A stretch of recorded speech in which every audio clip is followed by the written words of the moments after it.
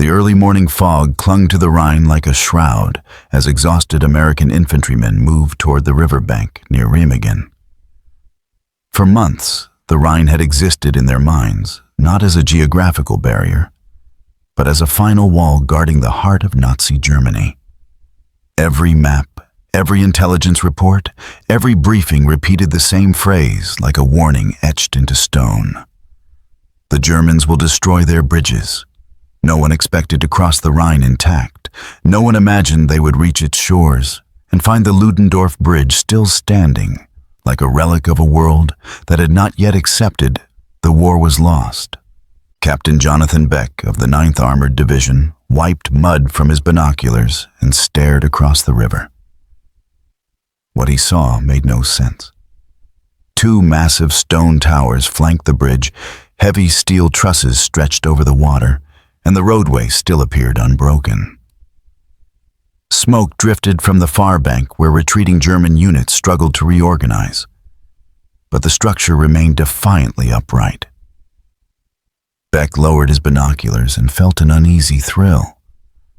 Someone must have made a mistake. The Germans were supposed to detonate every crossing as they withdrew. They were masters of destroying what they could not defend. Yet here the bridge stood, daring the Americans to take it.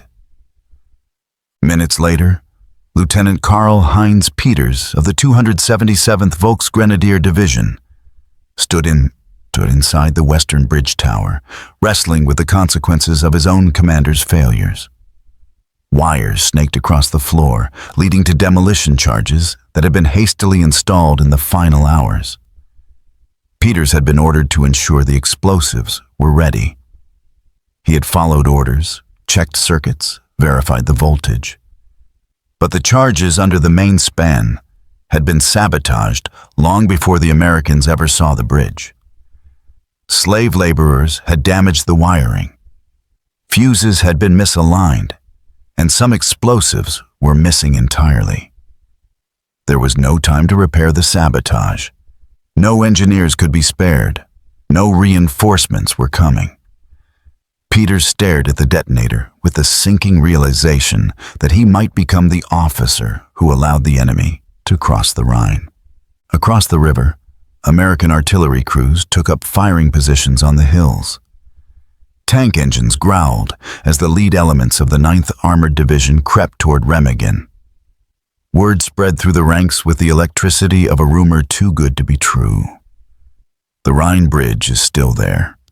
It has not been blown. Colonel Leonard Engemann gathered his officers around a makeshift command post and issued clear orders. They would seize the bridge immediately, before the Germans realized their mistake or summoned the courage to correct it. Speed mattered more than elegance. The force that reached the bridge first could determine the fate of the entire Western Front. In the bridge tower, Peters heard the rumble of American vehicles and felt panic rise in his chest. A young corporal approached him, pale and shaking. "The Americans are entering the town. What are your orders?" Peters looked again at the detonator. He knew that if he failed to explode the bridge, he could be court-martialed or executed. Yet he also knew that the charges might not go off. He steadied himself, gripped the plunger, and slammed it downward. A dull crack echoed beneath the deck, followed by a single plume of dust rising from the water. The bridge shook, but remained standing. Another German soldier shouted in disbelief. The charges failed. The Americans were closing in. Captain Beck led the first assault group into Remagen as German small arms fire cracked overhead. Houses burned. Civilians huddled in cellars. The air smelled of brick dust and cordite. The closer they moved toward the river, the clearer the stakes became. If the Germans managed to blow the bridge before the Americans crossed, the Rhine would remain a deadly obstacle that could stall Allied momentum for months.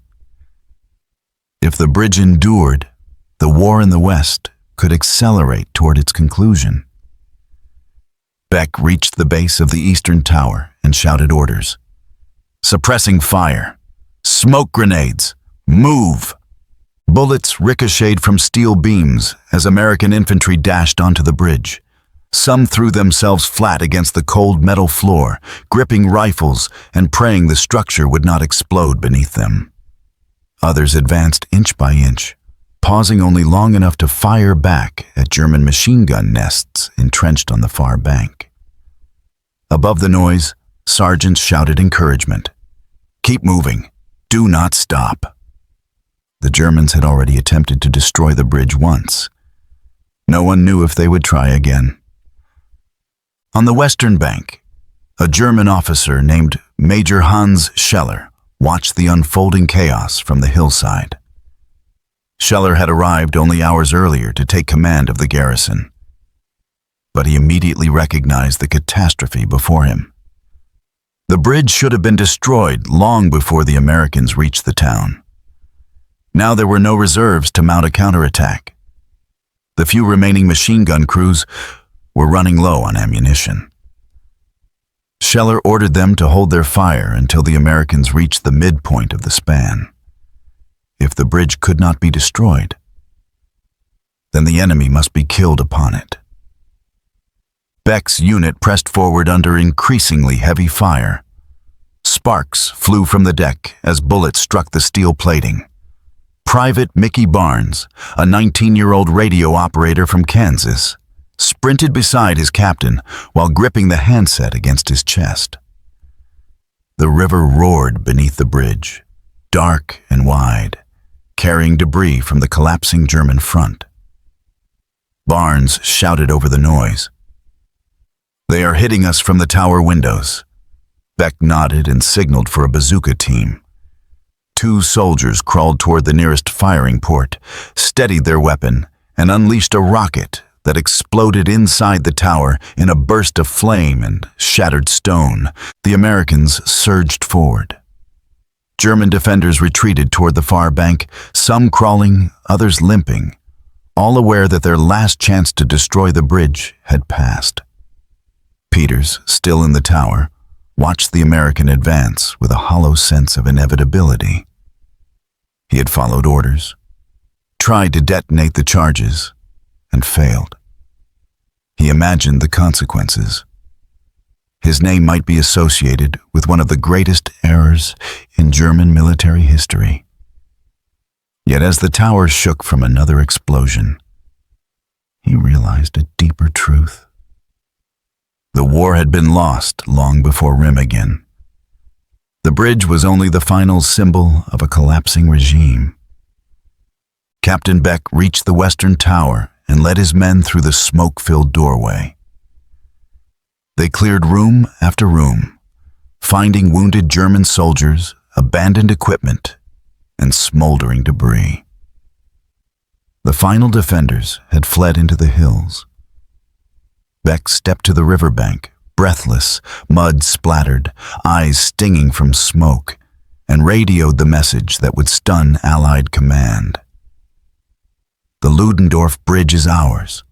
We hold the West Bank. The significance of the moment rippled far beyond Remagen. Generals on both sides understood that the impossible had occurred. The Rhine, the last natural barrier protecting the heart of Germany, had been breached in a single afternoon. Eisenhower immediately redirected reinforcements toward the bridgehead. Bradley ordered armored divisions to exploit the crossing. Meanwhile, in Berlin, Hitler reacted with volcanic fury, demanding the execution of officers responsible for the failure. The collapse of German defenses along the Rhine was inevitable, but no one predicted it would begin with the survival of a single bridge. As night fell, American engineers rushed onto the structure to assess damage. The bridge groaned under the weight of vehicles crossing into Germany. Every step on the deck produced a metallic echo that reminded soldiers of how fragile their path was. Cracks appeared in the steel. Support strained under the constant vibration. Yet still the Americans pushed men and vehicles across. The bridge that should have been impossible to take had become the gateway into the enemy's heartland. Far from the front, German generals gathered around maps and tried to understand how their defensive plans had unraveled. They had assumed that American forces would require weeks to construct new crossings. They believed the Rhine provided time to regroup. Remagen shattered those assumptions. The Americans had seized an intact bridge, and they were not about to let it go. The chapter ends with the bridge trembling in the darkness, carrying the weight of an army and the weight of a war's final turning point. The river surged below, indifferent to the chaos above, as both sides prepared for the next stage of the struggle that would decide the fate of the Reich.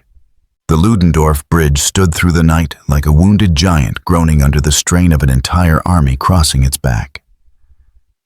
By dawn on March 8th, the sun revealed the scars inflicted during the battle. Steel beams buckled at unnatural angles. Rivets protruded like splinters from a fractured bone. Chunks of concrete had crumbled away from the supporting piers. Yet American vehicles continued rumbling across in a relentless procession that shook the entire structure with every passing minute. The engineers who inspected the bridge at sunrise exchanged grim looks. They understood what many soldiers would not admit aloud. The bridge was dying. Lieutenant Harold King, a young Army engineer from Montana, knelt beside a cracked steel truss and listened to it strain like a living creature gasping for air. He turned to his commanding officer, Captain John Weathers, and spoke with unmistakable urgency. "If we keep moving armor across this span, it will fail." Weathers ran his hand across the trembling deck. The situation left him with no good choices. Every tank that crossed the Rhine strengthened the bridgehead. Every tank that crossed also pushed the Ludendorff Bridge 1 inch closer to collapse. He signaled his men to reinforce what they could with steel cables and wooden supports scavenged from wrecked buildings in the town. It would not be enough, but it might buy time. On the far bank, Colonel Leonard Engelmann watched as the trickle of American forces turned into a river of infantry, trucks, and artillery flooding into the German countryside. Civilian refugees scattered across nearby roads. Smoke drifted from burning farmhouses. The sound of distant German artillery rumbled like a brewing storm. Engelmann knew the bridgehead at Remagen was fragile. The Germans would counterattack. They would try to isolate the Americans on the eastern bank. And they would most certainly try again to destroy the bridge that had humiliated their high command. In Berlin, the reaction to Remagen had been immediate and violent. Hitler summoned his officers and demanded explanations. How had the Americans captured a bridge that should have been reduced to twisted metal? How had demolition teams failed not once, but twice? General Alfred Jodl attempted to speak, but Hitler cut him off with a roar. He ordered the court-martial of the officers responsible and instructed the Luftwaffe to obliterate the bridge at any cost. V-2 rockets, jet aircraft, bombers, even frogmen were mobilized to target Remagen. It became one of the most desperate attacks of the war, driven more by pride than strategy. Major Hans Scheller, who had assumed command at Remagen only hours before the bridge was seized, now found himself navigating the wrath of the Führer. The fact that he had arrived too late did not matter. Someone needed to be blamed, and the regime demanded blood. Scheller listened to the accusations with a dull sense of resignation. The bridge had not been lost because of cowardice. It had been lost because the Reich no longer possessed the engineers, materials, or organizational strength needed to defend it. The war had already taken those from Germany long before the Americans arrived. Back at the river, American patrols moved through the hills overlooking Remagen, encountering scattered German grenadiers who fought in small groups, sometimes firing a few shots before melting back into the forest.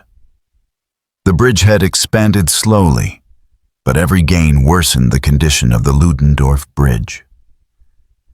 By midday on March 8th, the deck vibrated with such intensity that even infantrymen felt the tremors through their boots. Lieutenant King returned with another report. The support beams are shifting. Piers 3 and 4 are undercutting from river pressure. Weathers rubbed his temples, exhausted but determined. Keep reinforcing. Keep traffic moving. If the bridge collapsed with a full column of vehicles on it, the loss of life would be catastrophic. But halting the flow of reinforcements could expose the men already across the Rhine to a devastating counterattack. German forces did everything they could to force that exact dilemma. Artillery shells rained down around the bridge. The Luftwaffe launched a series of suicidal air raids using the last of their jet fighters. F-84. Thunderjet pilots swooped over the river, dropping bombs that whistled past the towers and exploded harmlessly in the water. Others struck close enough to rattle every bolt in the structure. American anti-aircraft guns spat fire into the sky, filling the air with smoke and shrapnel. Sergeant Mickey Barnes huddled behind a stone wall on the western bank as bombs fell around him. He had crossed the bridge 2 days earlier in terror, convinced it would collapse beneath him. Now he watched in disbelief as German jets streaked overhead for another attempt to destroy the span. He muttered under his breath, "They cannot let it go. They will keep coming until this thing falls." Barnes was right. The Germans escalated their attacks. They dispatched combat swimmers into the Rhine to attach explosives to the bridge piers. American patrol boats intercepted them in the darkness, firing flares that illuminated the water in eerie red light. The river churned with debris and floating mines. Each night felt like a duel against the river itself. By March 9th, the engineers had reinforced the bridge with every available material, but the structure continued to deteriorate. A crack along the main truss widened steadily, making a faint popping sound as it stretched. Soldiers crossing the span felt the deck shift beneath their feet. Some gripped the railing tightly as the steel vibrated like the skin of a drum struck by an unseen hand. Captain Weathers knew the bridge could not survive much longer. He briefed the divisional command and urged them to prepare alternative crossings. Pontoon companies were already assembling equipment along the riverbank, but they needed time. The kind of time the bridge might not have left. On March 10th, the sky over Remagen filled with the thunder of bombs. A formation of German aircraft, larger than any seen in weeks, appeared over the hills. American gunners scrambled to load ammunition. Shells burst around the jets, sending black puffs of smoke curling across the sky. One bomb struck near the eastern approach ramp. Another hit the western tower, shattering windows and sending stone fragments raining onto the deck. Engineers rushed toward the damage, but the impact had shaken the entire structure. The afternoon passed in a haze of smoke and noise. When the bombardment finally stopped, engineers climbed onto the bridge to assess the new damage. Lieutenant King walked toward the midpoint, listening to the groans of steel that sounded like an old ship creaking in rough waters. He reached Pier 3 and felt the deck bounce slightly under his weight. He knelt and pressed his palm against the hot metal. The vibrations had changed pitch. It was no longer the rhythmic tremor of passing vehicles. It was the uneven shudder of a structure losing its will to stand. King stood and waved for the men behind him to halt traffic. He had no authority to shut down the entire crossing, but he knew what was coming. Before he could radio the command post, a muffled boom echoed from beneath the deck. At first it sounded like another near miss from German artillery.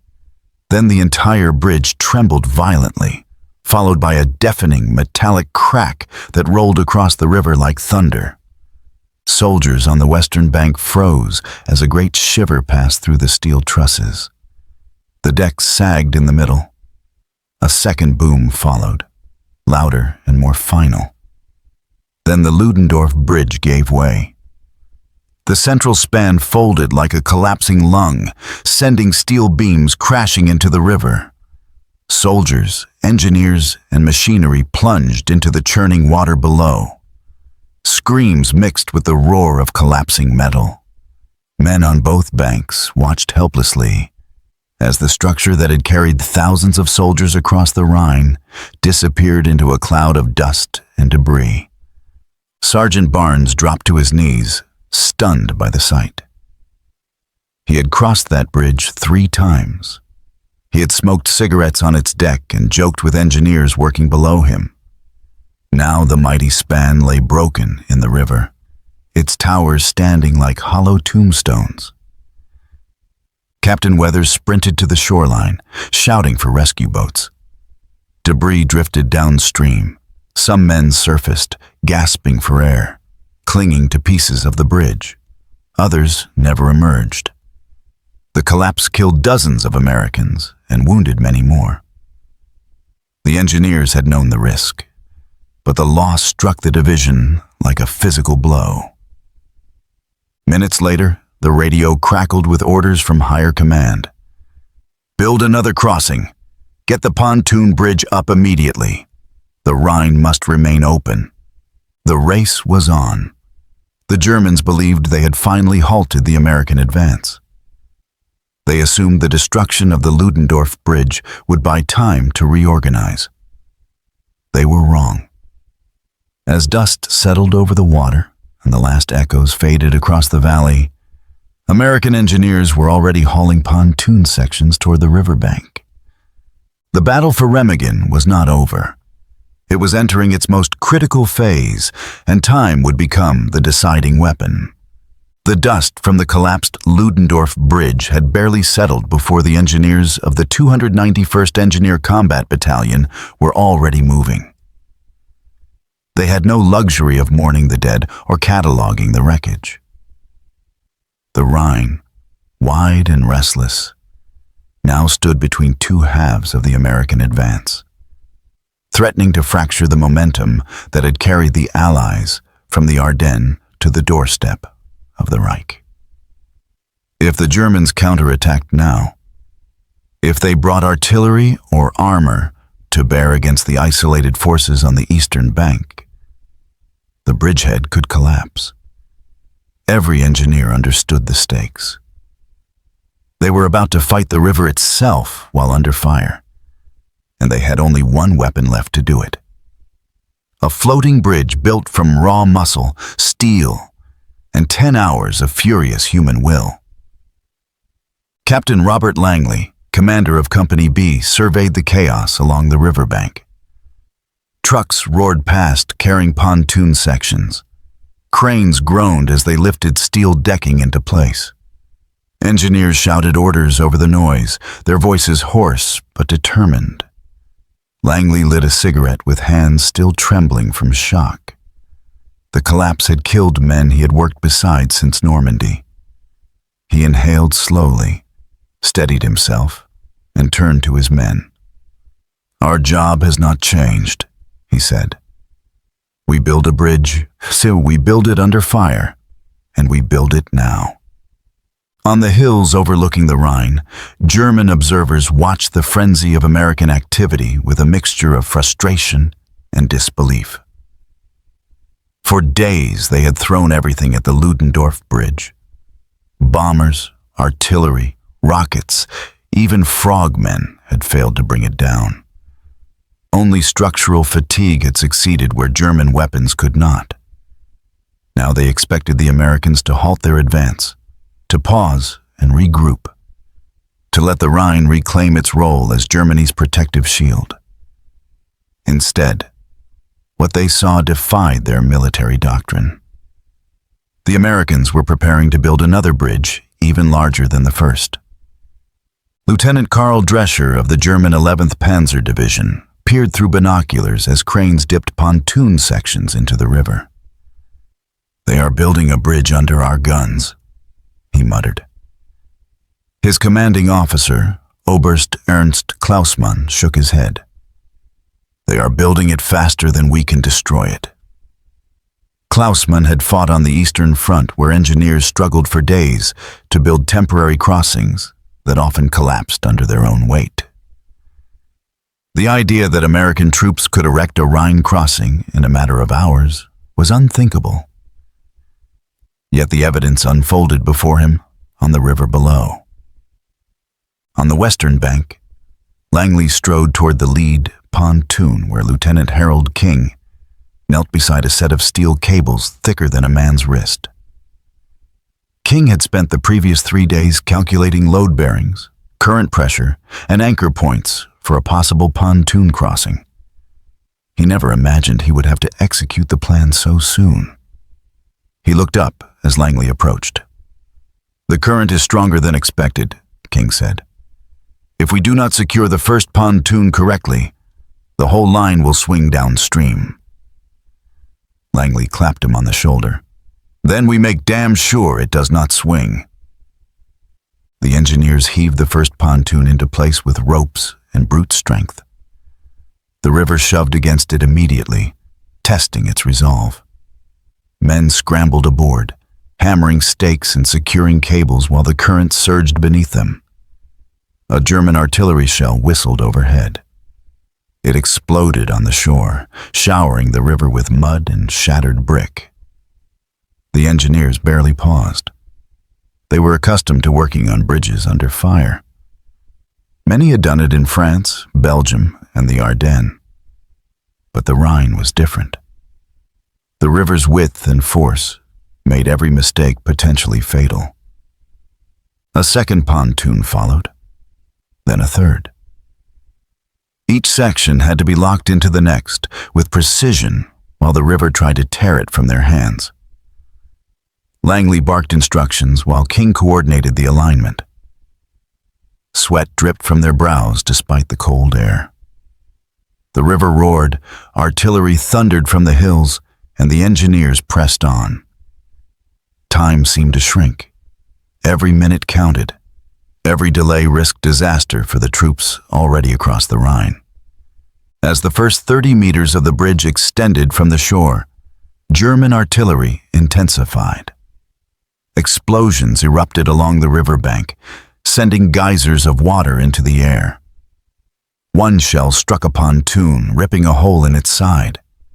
The engineers reacted instantly, patching it with wooden planks and sealing compound while water gushed in. 2 men bailed with helmets as others lashed the damaged pontoon to its neighbors. Langley rushed forward. "Can it hold?" King nodded, breathing hard. "It will hold long enough. We replace it once traffic begins." Meanwhile, on the eastern bank, American infantry dug deeper trenches and prepared for the expected counterattack. Sergeant Mickey Barnes wiped sweat and grime from his face as he watched the engineers from afar. He felt a swirl of guilt and admiration. The men on the river were exposed, unprotected, and fighting an enemy they could not shoot back at. Barnes murmured to the soldier beside him, "Those engineers are the bravest men here." German High Command received reports of the American bridge building and reacted in disbelief. Field Marshal Walter Model, known for his defensive brilliance, stared at a map of the Rhine crossings. 10 hours, he said silently. No army can build a major bridge in 10 hours. His staff officers exchanged uneasy glances. Model's armies were stretched thin, low on fuel and battered from months of retreat. Even if he wanted to launch a counterattack against the engineers, he lacked the artillery and armor to do so in force. All he could do was order more airstrikes. Shortly before noon, A squadron of German jet fighters roared over the hills. Engineers ducked as bombs tumbled from the sky. One struck near the middle of the growing pontoon line, creating a massive plume of water that drenched the men and rocked the structure violently. Langley shouted for a status report. King crouched low, pressed his hand against the nearest deck plate, and listened to the vibrations. "The anchors are holding," he said. "The line is stable." The American anti-aircraft batteries opened fire, turning the sky into a storm of black bursts. One jet spiraled downward, trailing smoke, plunging into a field on the far bank. The air raid ended as abruptly as it began. The engineers rose to their feet and went back to work without hesitation. By mid-afternoon, the bridge stretched halfway across the Rhine. The men worked with a rhythm that felt mechanical yet human, driven by urgency and fear and pride. Some hammered deck plates. Others tightened cables or unloaded supplies. Boats hauled additional pontoons into position, while soldiers steadied them with poles against the current. Sweat, mud, and river water stained every uniform. Langley paused for a moment, watching the line of pontoons reaching toward the far shore like an outstretched hand. He knew the Germans were stunned. They had assumed that once the Ludendorff Bridge fell, the Americans would be paralyzed. Instead, they were witnessing a display of engineering power unlike anything in the war so far. On the eastern bank, German defenders saw the bridge inching closer and began firing mortars. Shells burst in the river, throwing up columns of spray that soaked the engineers. But the American bridge-building machine did not stop. It pressed forward section by section until the gap between the final pontoon and the far shore narrowed to less than 10 meters. King signaled for the last anchor cables to be prepared. The men hauled them into place, struggling against the river's pull. A final artillery shell landed dangerously close, sending shrapnel whistling past their heads. One engineer stumbled and nearly fell into the water, but another grabbed his arm and dragged him back onto the deck. They exchanged a quick nod and continued working. With a final heave, the last pontoon locked into place. The engineers dropped steel plates over the top and bolted them down. Langley stepped onto the completed span and felt its gentle bounce beneath his boots. It was not elegant, but it was strong. It would carry tanks, trucks, and men into the heart of Germany. King walked beside him, exhausted but triumphant. 10 hours, he said. Langley nodded. 10 hours and the river belongs to us again. As word spread through the ranks, cheers erupted along both banks of the Rhine. Infantrymen raised their helmets.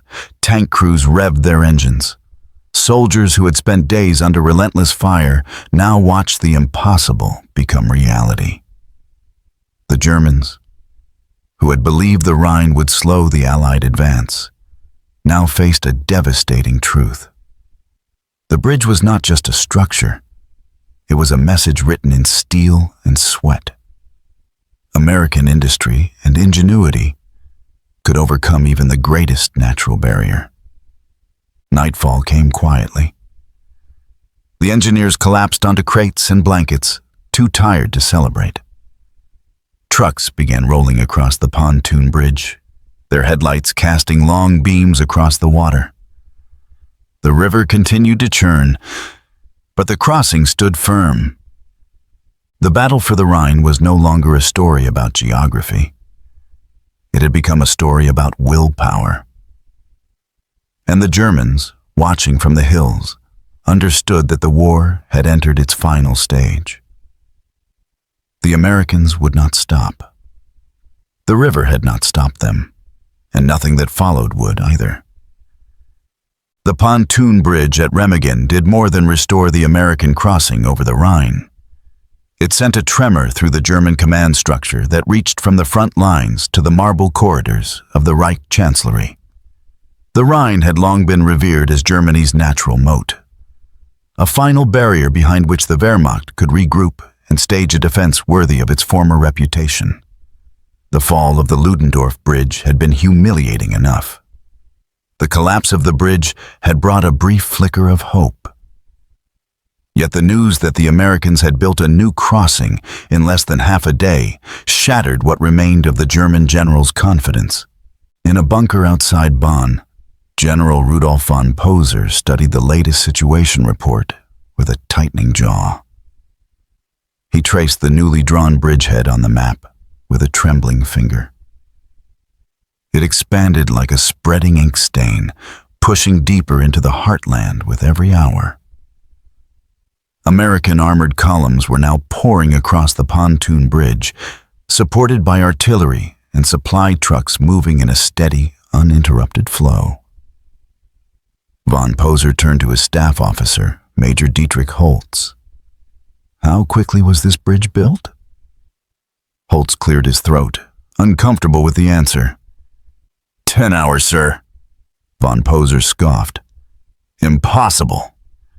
No army builds a Rhine crossing in 10 hours. Yet the evidence lay on the map. His disbelief gave way to a deeper dread. The Americans were no longer just outnumbering the Wehrmacht. They were outthinking, outbuilding, and outpacing it at every turn. Farther east, Field Marshal Albert Kesselring received word of the new bridge while meeting with his staff in a dimly lit headquarters in the Taunus Mountains. He closed his eyes briefly, as if trying to absorb the blow. For weeks, he had pleaded for reinforcements, for artillery, for fuel. Instead, he watched his divisions shrink under the weight of Allied pressure. Now the Americans had a secure crossing at Remagen. They were expanding their foothold into an open corridor that led directly toward Koblenz and Cologne. Kesselring tapped the table with a slow, deliberate rhythm. The collapse of the Ludendorff Bridge should have bought us time, he muttered. Instead, it bought us nothing. In Berlin, Hitler reacted with a fury that shook the walls of the Führer bunker. Reports of the Pontoon Bridge infuriated him more than the loss of the Ludendorff Bridge itself. He stormed into the operations room, hurling accusations at his generals. American engineers built a bridge across the Rhine faster than you can move a panzer battalion, he shouted. His officers remained silent. No one dared speak the truth. The Reich no longer had the capability to stop the American advance. German industry was collapsing. Fuel reserves were nearly gone. Supply lines were severed. The divisions stationed along the Rhine were under strength, exhausted, and lacking heavy weapons. General Alfred Jodl attempted to calm the Führer by suggesting the Americans had overextended themselves. But Hitler cut him off. Overextended. They are driving through our defenses like rotten wood. He turned toward the map, seething. Destroy that bridge. Use jets, rockets, frogmen, artillery. I want that crossing obliterated. His demands echoed through the chain of command, but every officer who heard them understood the futility. The Americans had ringed the bridge with anti-aircraft guns. They controlled the skies. They controlled the riverbanks. Their pontoon bridge sat low in the water, difficult to target from the air, and continually repaired by engineers who worked through the night. Meanwhile, in the hills overlooking Remagen, Lieutenant Karl Drescher and his men watched American armor trundle across the new pontoon crossing. The steady hum of engines filled the air as Sherman tanks and half-tracks rolled into Germany in an unbroken line. Drescher leaned against the trunk of a damaged oak tree, feeling a hollowness in his chest. For weeks, German soldiers had been told that the Rhine would save them, that the Americans would falter at the river. that the Reich still possessed the strength to hold its ground. Now, he saw the truth unfolding before his eyes. The river had not slowed the Americans for a single day. Oberst Ernst Klausmann approached and joined Drescher in silence. The pontoon bridge gleamed faintly in the afternoon light, anchored like an iron scar across the water. Klausmann finally spoke in a low voice. "I warned them years ago. An army cannot fight a modern war without an industrial base to support it." Drescher nodded, unable to look away from the crossing. How did they build it so fast? Klausmann exhaled slowly. Because they planned for this, because they trained for this, and because they have not yet run out of men or machines. In the fading light of day, German civilians gathered on balconies and hillsides, watching the distant columns of American vehicles snaking across the pontoon bridge. Some felt fear, others shock. Still others, a strange mixture of relief and resignation. For months, they had endured air raids, shortages, and the grim certainty that the war was turning against them. Now, they saw the consequence of that shift. The enemy had crossed the sacred river that had protected Germany for generations. Inside the Führer bunker, Hitler convened another meeting with his generals. His voice carried the brittle edge of desperation. Where are the reserves? Where are the panzers? Where are the remaining Luftwaffe squadrons? No one answered. Everyone in the room knew the truth. The once feared German war machine was a shadow of its former self. Its divisions were depleted, its aircraft grounded for lack of fuel, its factories ruined by Allied bombers. The war was slipping beyond their control. Field Marshal Wilhelm Keitel stepped forward, his expression tense. "My Führer, even if we had the strength to mount a counterattack, the Americans have entrenched their bridgehead. They have artillery, armor, and anti-aircraft protection on both banks. The crossing cannot be destroyed without massive resources." Hitler glared at him. "Then find the resources. Find them or face the consequences." Back at Remagen, American engineers continued reinforcing the pontoon bridge, driving steel stakes into the riverbed and tightening cables until the structure felt as solid as a permanent highway. Lieutenant Harold King, exhausted but satisfied, inspected the anchoring system one last time before stepping aside to let the next convoy of trucks cross. From the far bank, soldiers cheered the engineers as they walked back to camp, drenched in river water and sweat. King waved back weakly. His legs felt heavy, his boots soaked, his hands raw from pulling cable. But he carried the quiet pride of a man who knew he had helped change the course of the war. Farther north, intelligence officers compiled photographs taken by a reconnaissance aircraft. The images showed columns of American armor rolling across the pontoon bridge and fanning out across the eastern bank. These pictures were sent to German high command. Generals stared at them with the uneasy understanding that the breach had grown too large to contain. The Americans were inside Germany. The Rhine had failed to halt their momentum.